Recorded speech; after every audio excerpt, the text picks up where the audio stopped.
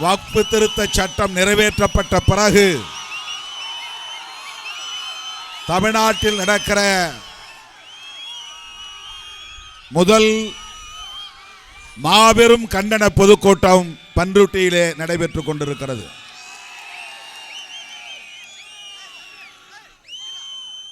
இஸ்லாமியர் தரப்பிலிருந்து இந்த மாபெரும் பொதுக்கூட்டம் ஒருங்கிணைக்கப்பட்டிருப்பது ஆறுதலை தருகிறது, நம்பிக்கையை தருகிறது, புத்துணர்வை தருகிறது. அந்த வகையிலே இந்த மாபெரும் கண்டன பொதுக்கூட்டத்தை ஒருங்கிணைத்த தமிழ்நாடு ஜமாத்துல் உலமா சபை கடலூர் மாவட்டம் அந்த சபையை சார்ந்த அனைவருக்கும் என்னுடைய பாராட்டுகளையும் வாழ்த்துக்களையும் தெரிவித்துக் கொள்கிறேன். வேளாண் சட்டங்கள் வந்தபோது அந்த சட்டங்கள் நிறைவேற்றப்பட்டு விட்டன, இனி ஒன்றும் செய்ய முடியாது என்று விவசாய பெருங்குடி மக்கள் சோர்ந்து போயிருந்தால் அந்த சட்டத்தை திரும்ப பெற வைத்திருக்க முடியாது. ஓராண்டுக்கு மேலாக விவசாயிகள் தலைநகர் டெல்லியை முற்றுகையிட்டார்கள். டெல்லியை நோக்கி செல்லுகிற தேசிய நெடுஞ்சாலைகள் அனைத்தையும் முற்றுகையிட்டு தமது எதிர்ப்பை உலகமே வியக்கக்கூடிய வகையில் பதிவு செய்தார்கள். ஒரு நாள் இரு நாள் அல்ல, ஒரு வாரம் இரண்டு வாரம் அல்ல, ஒரு மாதம் சில மாதங்கள் என்று இல்லை தோழர்களே, கிட்டத்தட்ட 1.5 ஆண்டுகளுக்கு மேலாக கடும் குளிரிலும் கொளுத்தும் வெயிலிலும் அடை மழையிலும்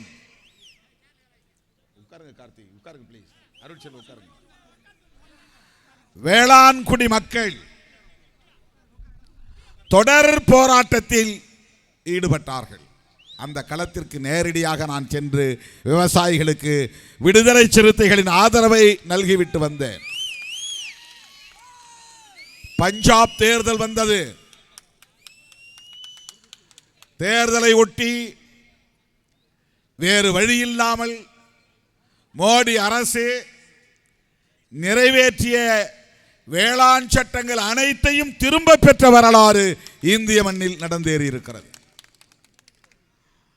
பெரும்பான்மை பலத்தை வைத்துக் கொண்டு அடாவடித்தனமாக சட்டங்களை நிறைவேற்றக்கூடிய ஒரு பாசிச அரசுதான் இந்தியாவிலே 10 ஆண்டுகளுக்கு மேலாக, ஏன் 11 ஆண்டுகளாக தொடர்ந்து நடைபெற்று வருகிறது. அந்த அரசை தூக்கி எறிய வேண்டும்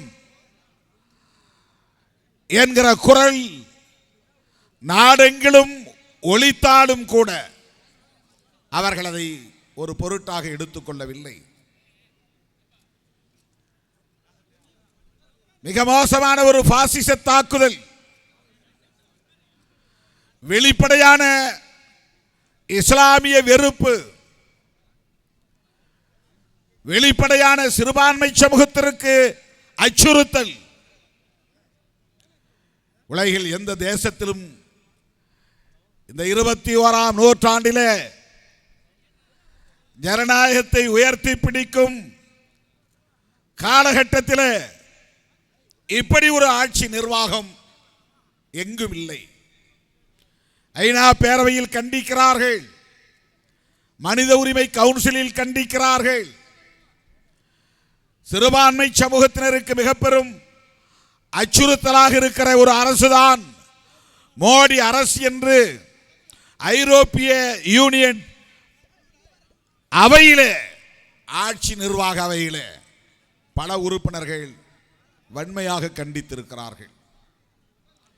இதுவரையில் இந்திய நாடு, இந்திய அரசு இவ்வாறு பகிரங்கமாக எந்த ஒரு தேசத்திலும் கண்டனத்திற்குள்ளாகியதில்லை.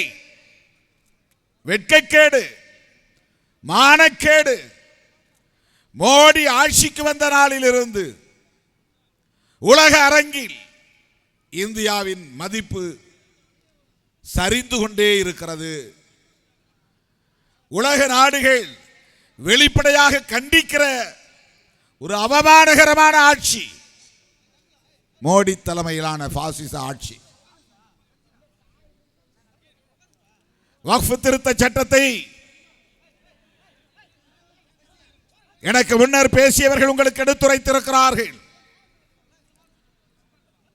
இந்த சட்டத்தை திரும்ப பெறுகிற வரையில் சோர்வின்றி போராட வேண்டிய போர்க்குணத்தை இஸ்லாமிய சமூகமும் இதர ஜனநாயக சக்திகளும் பெற்றாக வேண்டும். சோர்ந்துவிடக் கூடாது, தளர்ந்து விடக்கூடாது, நம்பிக்கையை இழந்துவிடக் கூடாது. போராட்டத்தின் ஊடாக அதை வீழ்த்த முடியும். அந்த சட்டத்தை திரும்ப பெற வைக்க முடியும்.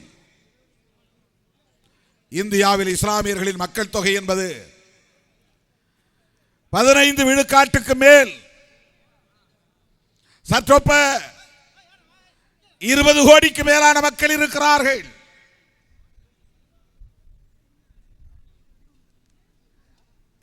இன்னும் ஒரு நாடு இங்கே உருவாகக்கூடிய அளவுக்கான மிக கொடூரமான ஒரு ஆட்சியை மோடி தலைமையில் நடத்தி கொண்டிருக்கிறார்கள், தூண்டுகிறார்கள். இந்த வெறுப்பின் இறுதி நிலை அப்படித்தான் கொண்டு போய் விடும் என்கிற அச்சத்தை ஏற்படுத்துகிறது. 20 கோடி மக்கள் தொகை என்பது சாதாரணமான எண்ணிக்கை அல்ல. உத்தரப்பிரதேசத்தில் மட்டும் 3.5 கோடிக்கு மேல் இஸ்லாமியர்கள் இருக்கிறார்கள்.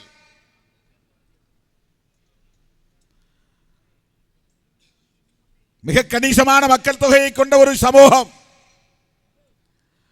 இவர்கள் யாரும் அந்நியர்கள் இல்லை, அராபியர்கள் இல்லை. இந்த மண்ணின் மைந்தர்கள், பூர்வீக குடிகள், இந்த மண்ணுக்கு சொந்தக்காரர்கள். இஸ்லாமியர்களுக்கு நான் விடுக்கிற வேண்டுகோள், நீங்கள் இஸ்லாமியர் என்று எண்ணுவதை காட்டிலும் இந்த மண்ணின் மைந்தர்கள் என்று எண்ணுவது மேலோங்கி இருக்க வேண்டும். அந்த உணர்வு மேலோங்கி இருக்க வேண்டும். அப்போதுதான் இப்படிப்பட்ட பாசிசத்தை எதிர்க்கிற போர்க்குணம் இன்னும் வலுப்பெறும். நாம் யாரோ எவரோ அல்ல, எங்கிருந்தோ அடைக்கலம் தேடி வந்த அகதிகள் அல்ல. இந்த மண்ணின் பூர்வீக குடிகள். ஆனால் சனாதன பாசிச கும்பல் இஸ்லாமியர்களை அந்நியர்களை போன்ற ஒரு தோற்றத்தை உருவாக்குகிறார்கள். இஸ்லாமியர் அல்லாதவர்கள் மத்தியிலே இந்த உளவியலை கட்டமைக்கிறார்கள் என்பதை விட இஸ்லாமியர்களுக்கே அந்த உணர்வை உருவாக்கக்கூடிய வகையில் செயல்படுகிறார்கள்.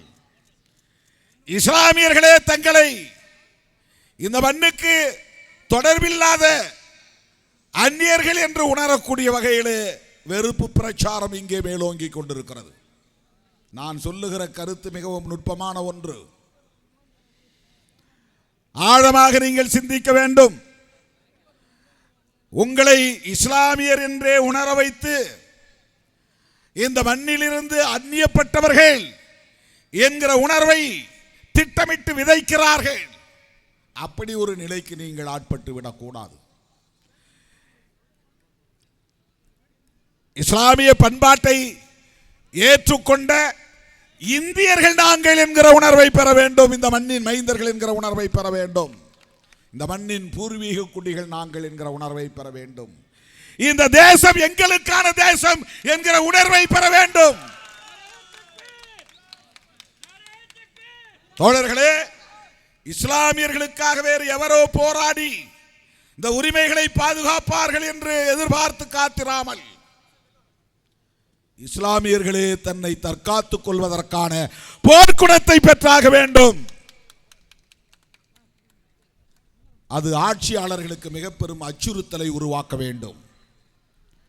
வன்முறை தேவையில்லை, ஆனால் வேளாண் விவசாயிகள் ஒரு துளி வன்முறை கூட இல்லாமல் தொடர்ந்து அமைதியான முறையிலே அறவழியிலே போராட்டம் நடத்தி ஆணவம் கொண்ட இந்த ஆட்சியாளர்களை மண்டியிட வைத்தார்கள், மண்ணை கவ்வ வைத்தார்கள். பஞ்சாபிலே மிகப்பெரிய தோல்வியை தழுவ செய்தார்கள். சட்டத்தை நிறைவேற்றிய சட்டத்தை திரும்ப பெற வைத்தார்கள். ஏன் அப்படி போராட முடியாது? ஏன் இந்த சட்டத்தை திரும்ப பெற வைக்க முடியாது? இது ஏதோ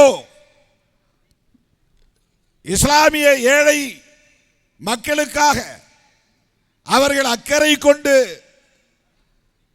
அவர்கள் நலம் பெற வேண்டும் என்பதற்காக உருவாக்கிய சட்டத்தை போன்ற ஒரு தோற்றத்தை உருவாக்குகிறார்கள். பாரதிய ஜனதா கட்சியில் ஒரே ஒரு இஸ்லாமியருக்கு கூட வேட்பாளராக இருக்கிற வாய்ப்பை கூட தராத கட்சி அந்த கட்சி.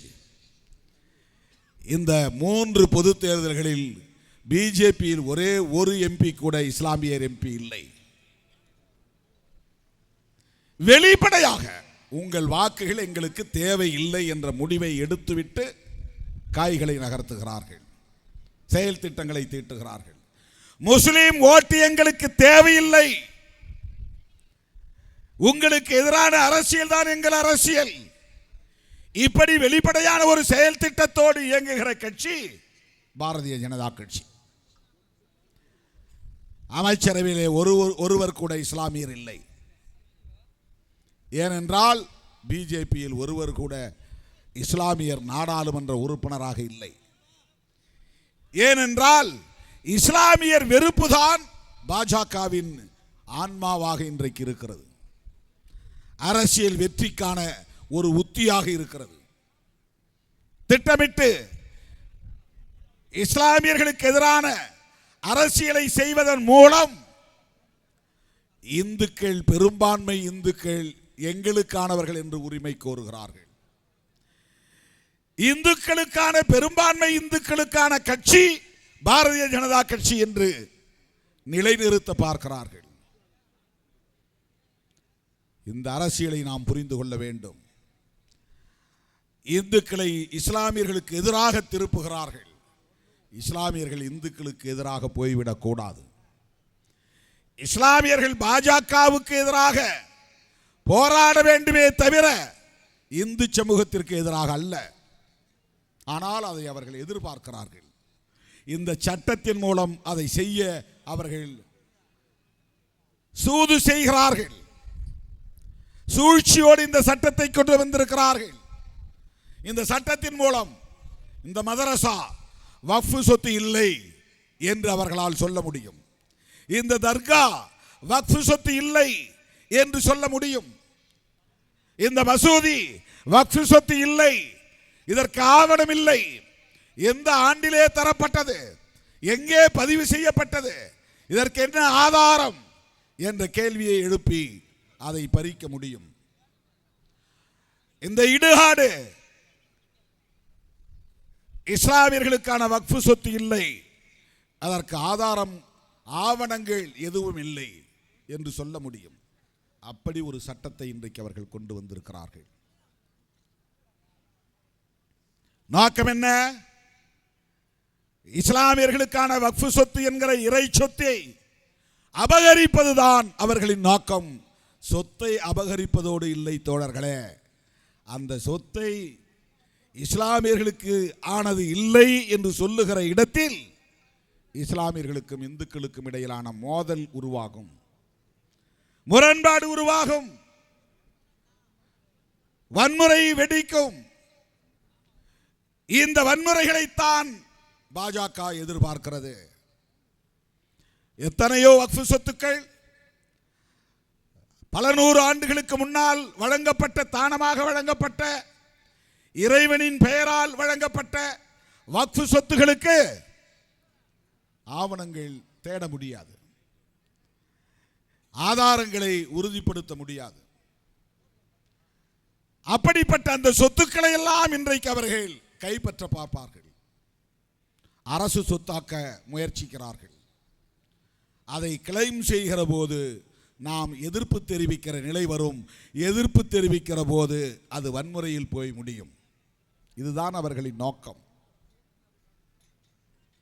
இந்த சட்டத்தின்படி இனி ஒரு இஸ்லாமியர் கூட உடனடியாக வாய்மொழியின் மூலம் வக்ஃப் சொத்து என்று சொல்ல முடியாது. ஆவணம் தேவை, அரசு பதிவு தேவை.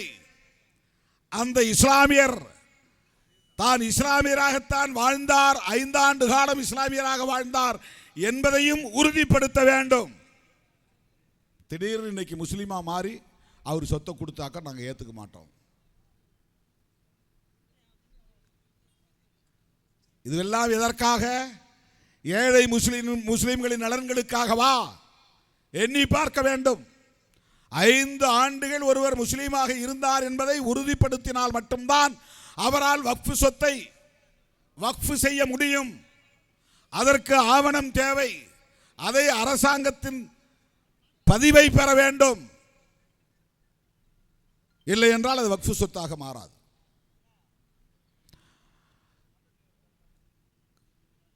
இறுதி மூச்சு காலத்திலே ஒருவர் பிள்ளை குட்டிகள் இல்லை என்று வைத்துக் கொள்வோம்.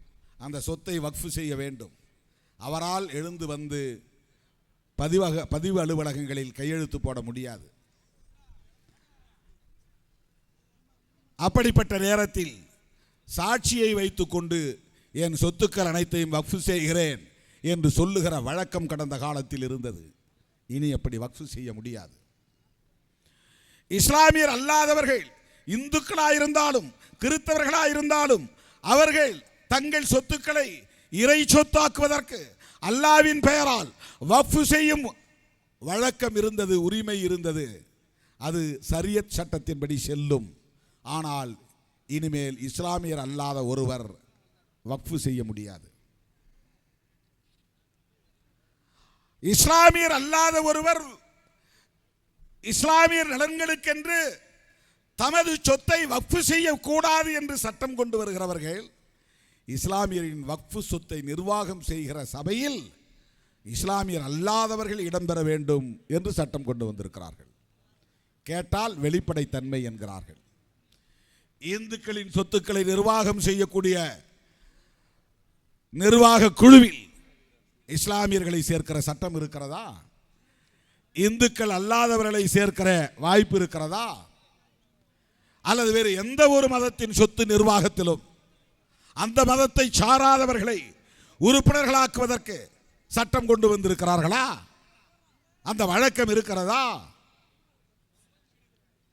நாடு விடுதலை பெறுவதற்கு முன்பு புத்தகயா என்கிற இடத்தில் பீகார் மாநிலத்தில் மகாபோதி விகார் கட்டப்பட்ட நிலையில் அதை நிர்வகிக்கக்கூடிய குழுவிலே பௌத்தர் அல்லாத பிராமணர்களை உறுப்பினர்களாக்கி வைத்திருக்கிறார்கள்.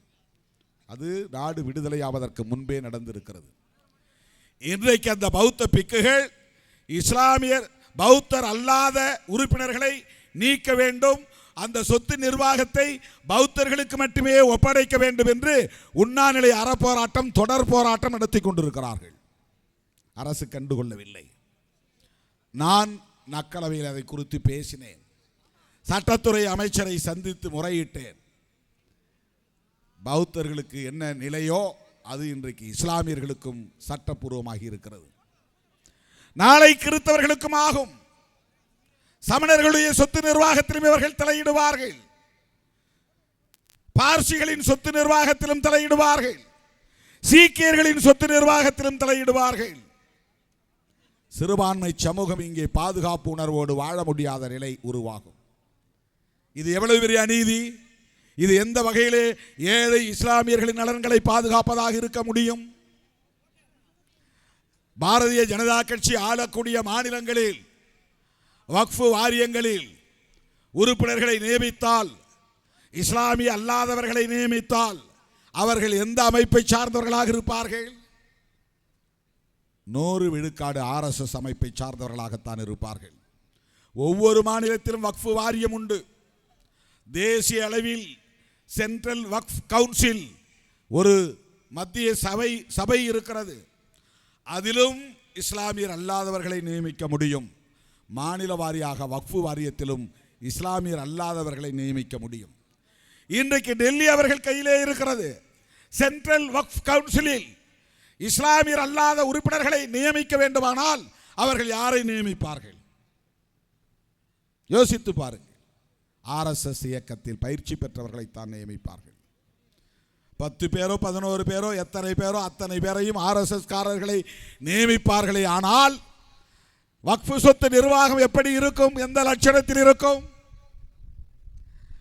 தமிழ்நாட்டிலே வக்ஃபு வாரியத்தில் திராவிட முன்னேற்ற கழகம் ஆட்சியில் இருப்பதனால் திமுக அரசு அந்த சட்டத்தை நடைமுறைப்படுத்த கூடாது என்று நான் வேண்டுகோள் விடுக்க கடமைப்பட்டிருக்கிறேன். அது வேறு. ஒருவேளை நடைமுறைப்படுத்தும் நிலை வந்தால் இஸ்லாமியர் அல்லாத உறுப்பினர்களை சேர்க்க வேண்டும் என்றால் திமுக ஆளுகிற காரணத்தினால் RSS காரனுக்கு அந்த வாய்ப்பு கிடைக்காது. ஆனால் பிஜேபி ஆளக்கூடிய மாநிலங்களில் என்ன நிலை என்பதை எண்ணி பார்க்க வேண்டும். பிஜேபிக்கு ஆதரவாக இருக்கிற கட்சிகள் ஆளக்கூடிய மாநிலங்களில் அந்த வக்ஃபு வாரியத்தில் யாரை உறுப்பினர்களாக சேர்ப்பார்கள் என்பதை எண்ணி பார்க்க வேண்டும். இஸ்லாமியர் அல்லாத ஒருவர் வக்ஃபு சொத்து செய்யக்கூடாது என்று சொல்லுகிறார்கள். ஆனால் அந்த வக்ஃபு வாரியத்திற்கு ஒவ்வொரு மாநிலத்திலும் CEO என்கிற ஒரு பதவி இருக்கிறது. அந்த பதவியில் இஸ்லாமியர் தான் இருக்க வேண்டும் என்ற கட்டாயம் இல்லை என்று சட்டத்தை திருத்தியிருக்கிறார்கள். அதன் பொருள் CEO நான் முஸ்லிம் தான் என்று பொருள். அதிகாரி யார்? இஸ்லாமியர் அல்லாதவர் CEO-வாக வருகிறார். மாவட்ட ஆட்சித்தலைவர் யார்? 38 மாவட்டங்களில் ஆட்சித்தலைவர்களாக முஸ்லிம்கள் அனைவரையும் 38 பேரையும் நியமிக்க முடியுமா? முடியாது. முஸ்லிம் அல்லாதவர்கள் தான் மாவட்ட ஆட்சியர்களாக வருவார்கள். இந்த சொத்து வக்ஃபுக்குரியதுதான். ஆவணங்கள் இருக்கின்றன, ஆதாரங்கள் இருக்கின்றன, டிஸ்பியூட் இல்லை, சொத்து தகராறு இல்லை, யாரும் இதை கேள்வி எழுப்பவில்லை என்று சான்றளிக்கக்கூடிய அதிகாரத்தை மாவட்ட ஆட்சியரிடத்தில் ஒப்படைக்கிறார்கள். மாவட்ட ஆட்சியர் தலையிட முடியும். CEO ஒரு முஸ்லீம் அல்லாதவராக இருந்து அதை கட்டுப்படுத்த முடியும். வக்ஃபு வாரியத்தில் இஸ்லாமியர் அல்லாத உறுப்பினர்கள் RSS காரர்கள் ஊடுருவ முடியும். எவ்வளவு நெருக்கடிகளை இந்த வக்ஃபு சொத்தின் மீது கொண்டு வந்தவர்கள் திணிக்கிறார்கள். இதனுடைய நோக்கம் என்ன? மெல்ல மெல்ல இஸ்லாமியர்களை எல்லா தலங்களில் இருந்தும், எல்லா முனைகளில் இருந்தும், எல்லா திசைகளில் இருந்தும், எல்லா கோணங்களில் இருந்தும் தாக்குதல் தொடுத்து உளவியல் ரீதியாக பலவீனப்படுத்துவதுதான் அவர்களின் நோக்கம். ஏன் இஸ்லாமியர்களை பலவீனப்படுத்த வேண்டும்? ஏனென்றால் அவர்களின் இறுதி ஃபைனல் டிக்ளரேஷன் என்று ஒன்று இருக்கிறது. அவர்களின் கடைசி அறிவிப்பு ஒன்று உள்ளது. அதை எதிர்க்கக்கூடியவர்கள் இஸ்லாமியர்களும் இதர சிறுபான்மை மக்களுமாகத்தான் இருப்பார்கள். இதர சிறுபான்மை மிக மிக சொற்பமானவர்களாக இருக்கிறார்கள். இஸ்லாமியர்கள் தான் கிட்டத்தட்ட 19 கோடி பேர், 20 கோடி பேர் இருக்கிறார்கள். இந்த இஸ்லாமியர்கள் அரசியல் சக்தியாகவும் இருக்கிறார்கள், கட்டுக்கோப்பாகவும் இருக்கிறார்கள், ஒற்றுமையாகவும் இருக்கிறார்கள், மத கொள்கையின் மீது பிடிப்புள்ளவர்களாகவும் இருக்கிறார்கள். இவர்கள் மிக இலகுவாக ஒன்று திரண்டு விடுவார்கள். ஃபைனல் டிக்ளரேஷன் பாஜக அரசின் கடைசி அறிவிப்பு. RSS உள்ளிட்ட சனாதன கும்பலின் இறுதி லட்சியம் இந்த தேசத்தை இந்து ராஷ்டிரம் என்று அறிவிப்பதுதான். இந்த தேசத்தை இந்து ராஷ்டிரம் என்று அறிவிப்பதற்கு முட்டுக்கட்டையாக இருப்பது ஒன்று, முதல் எதிரி அரசமைப்பு சட்டம். அதை பலவீனப்படுத்துவது, நேர்த்து போக செய்வது, அது ஒரு பொருட்டே இல்லை என்று அதற்கு எதிராக CAA கொண்டு வந்தது. அதற்கு எதிராக வக்ஃபு சட்டத்தை கொண்டு வந்திருப்பது, திருத்த சட்டத்தை கொண்டு வந்திருப்பது. அதற்கு எதிராக ஜம்மு காஷ்மீர் மாநிலத்தை கூறு போட்டு அதை பலவீனப்படுத்தியது. அரசமைப்பு சட்டத்திற்கு எதிராக முத்தலாக் சட்டம் கொண்டு வந்தது. இவையெல்லாம் அரசமைப்பு சட்டத்தை டைலூட் செய்கிற, நீர்த்து போக செய்கிற தாக்குதல்கள். சட்டத்தின் பெயரால், ஜனநாயகத்தின் பெயரால், பெரும்பான்மை பலத்தின் பெயரால் அரசமைப்பு சட்டத்தின் மீதே இந்த அரசு தாக்குதல் தொடுக்கிறது. ஜனநாயகத்தை கொண்டே ஜனநாயகத்தை படுகொலை செய்கிறது. அரசமைப்பு சட்டத்தை சிதைக்கிறது. அதற்கு அடுத்த எதிரி மக்கள் திரளாக வெகுண்டெழுந்து போராடக்கூடிய வலிமை பெற்ற சிறுபான்மை சமூகத்திலேயே கட்டுக்கோப்பாக இருக்கிற கணிசமான மக்கள் தொகையை கொண்டிருக்கிற சமூகம் இஸ்லாமிய சமூகம். அந்த இஸ்லாமிய சமூகத்தை உளவியல் ரீதியாக பலவீனப்படுத்துவது, தொடர் தாக்குதலை நடத்துவது. இனி போராடி என்ன செய்ய போகிறோம்? பாபர் மசூதியை இடித்து விட்டார்கள். என்ன செய்ய முடிந்தது? தடுக்க முடிந்ததா? சட்டப்பூர்வமான வழக்கை நடத்தினோம். அங்கே ராமர் பிறந்தார் என்பதற்கு ஆதாரம் இல்லை என்று ஒத்துக்கொள்கிறது உச்சநீதிமன்றம். அகழ்வாய்வு செய்த போது கிடைத்த கட்டுமானங்கள் அது இந்து கோவில்கள் என்பதற்கான ஆதாரம் இல்லை என்று ஒப்புக்கொள்கிறது உச்சநீதிமன்றம். ஆனாலும் அந்த இடத்திலே ராமர் கோவிலை கட்டுங்கள் என்று சொல்லுகிறது உச்சநீதிமன்றம். இதை விட ஒரு மோசமான பாசிச தாக்குதல் வேற என்ன இருக்க முடியும்? இது எப்படி நீதியாக இருக்க முடியும்? அங்கே ராமர் பிறந்தார் என்பதற்கு ஆதாரம் இல்லை. கீழே தோண்டி எடுக்கப்பட்ட கட்டுமானம், கட்டிடத்தின் வடிவம் இந்து கோவில் என்பதற்கு ஆதாரம் இல்லை. அப்புறம் ஏன் அந்த இடத்தில் ராமர் கோயில் கட்ட வேண்டும்? ஆனால் உச்சநீதிமன்றம் தீர்ப்பை தருகிறது. உளவியல் ரீதியாக பலவீனப்படுகிற ஒரு பாசிச தாக்குதல். முத்தலாக் சட்டத்தை கொண்டு வந்து ஷரியத் மீது தாக்குதல். ஜம்மு காஷ்மீருக்கு அளிக்கப்பட்ட சிறப்பு உரிமை ஆர்டிகிள் 370 அரசமைப்பு சட்டத்தின் உறுப்பு எண் 370 நீக்கப்பட்டது.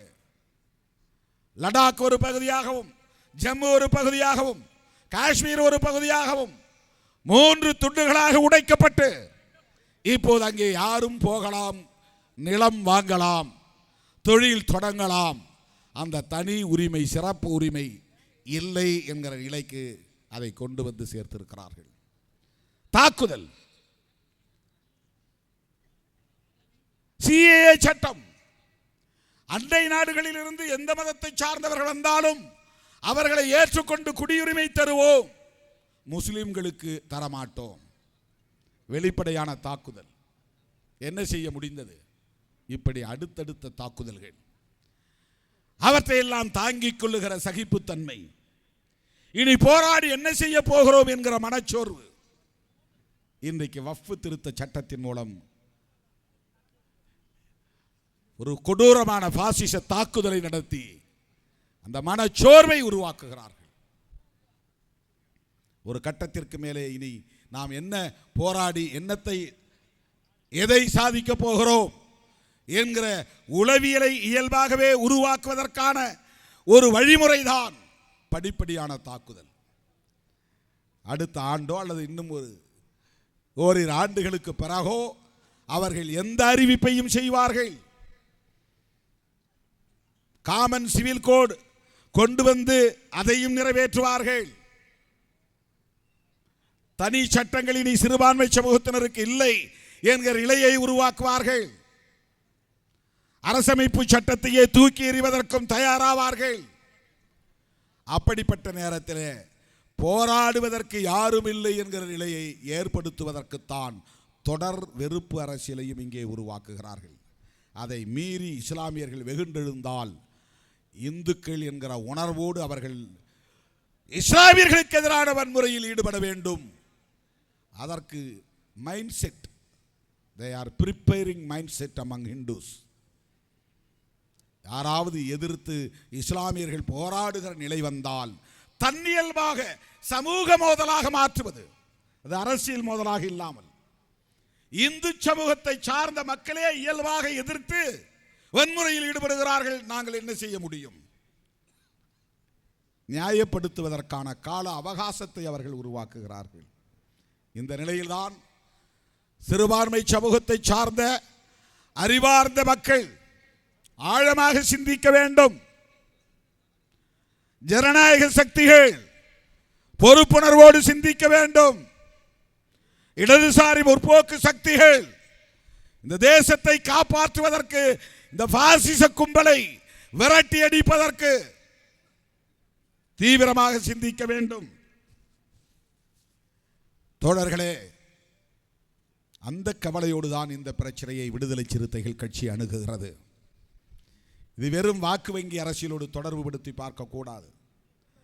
2026 சட்டமன்ற பொது தேர்தலை கணக்கிலே வைத்து திருமாவளவன் பேசுகிறான் என்றோ அல்லது திமுக தலைமையிலான மதசார்பற்ற முற்போக்கு கூட்டணி பேசுகிறது என்றோ நாம் குறைத்து மதிப்பிட்டு விடக்கூடாது. அப்படி யார் நினைத்தாலும் அது தவறு. வெளிப்படையாக சொல்லுகிறேன், இஸ்லாமியர் வாக்குகளையும் கிறிஸ்தவர் வாக்குகளையும் குறிவைத்து அதை மதசார்பற்ற முற்போக்கு கூட்டணிக்கு கிடைக்க விடாமல் தடுப்பதற்கு பல உத்திகள் இங்கே கையாளப்படுகின்றன.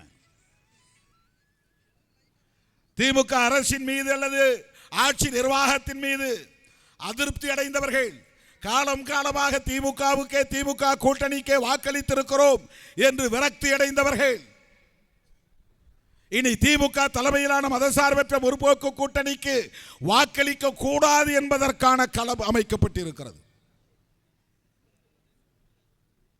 ஏதோ மாற்று சக்தியாக நாங்கள் முன் வருகிறோம், எழுந்து வருகிறோம், வெளியே வந்திருக்கிறோம், வீதிக்கு வந்திருக்கிறோம் என்று யாராவது பேசினால் அதை நீங்கள் நம்பிவிட்டால் அது பெரும் தீங்கிலே போய் முடியும்.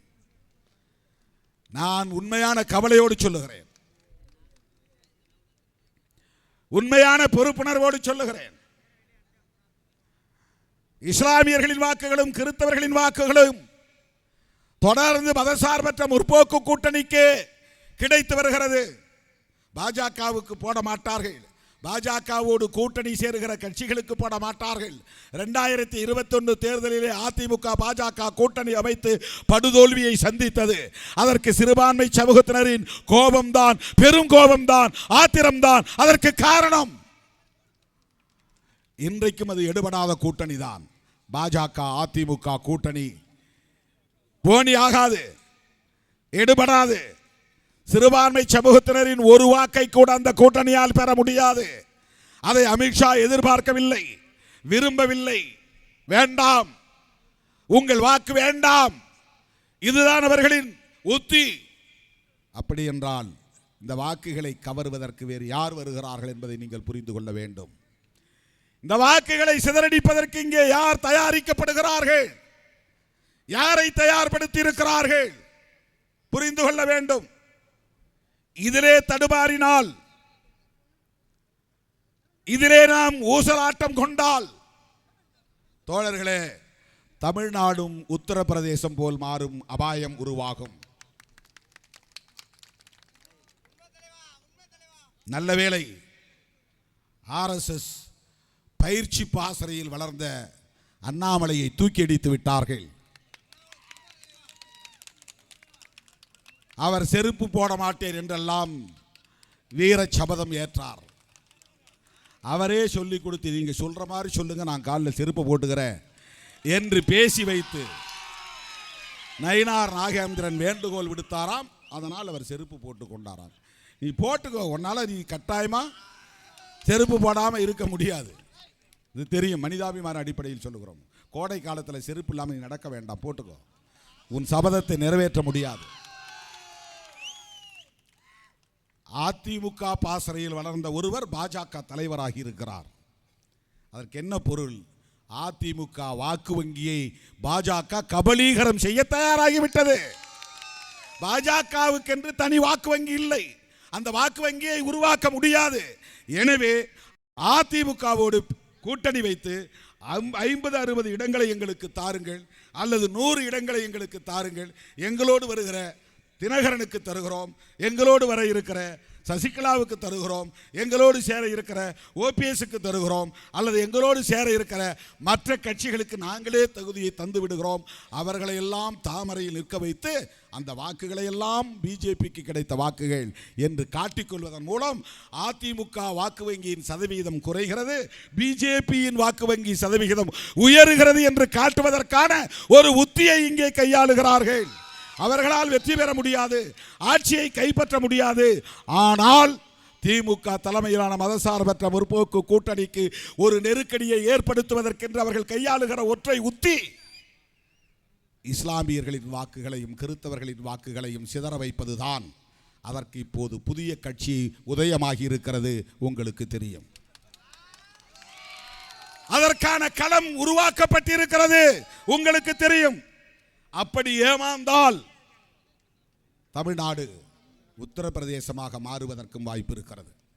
இதையெல்லாம் நான் எந்த காழ்ப்புணர்வும் கொண்டு தனிநபர் மீது வெறுப்பை உள்ளே வைத்துக் கொண்டு நான் பேசவில்லை. 100 விழுக்காடு இஸ்லாமியர்களின் நலன்களில் இருந்தும் இந்த தேசத்தின் நலன்களில் இருந்தும் இந்த சனாதன சக்திகள் வலிமை பெற்றுவிடக் கூடாது. இந்தியாவில் எஞ்சி இருக்கிற ஒரே தீவாக இருப்பது தமிழ்நாடு மட்டும்தான். அந்த தமிழ்நாட்டையாவது நாம் காப்பாற்றியாக வேண்டும். அந்த பொறுப்புணர்வில் தான் சொல்லுகிறேன். எனவே எனது அருமை தோழர்களே, விரைவில் விடுதலை சிறுத்தைகள் கட்சி சிஏஏ சட்டத்தை எதிர்த்து தேசம் காப்போம் பேரணி நடத்தியதை போல ஒரு மாபெரும் பேரணியை நடத்த போகிறோம். விடுதலை சிறுத்தைகள் ஒருங்கிணைக்கவிருக்கிற அந்த பேரணியில் பல லட்சம் பேர் பங்கேற்க இருக்கிறோம். தேதி பின்னர் அறிவிக்கப்படும் என்பதை சொல்லி இந்த நாட்டையும் மக்களையும் காப்பாற்ற ஒருங்கிணைந்து களமாடுவோம் என்று கூறி வாய்ப்புக்கு நன்றி கூறி முடிக்கிறேன். நன்றி, வணக்கம்.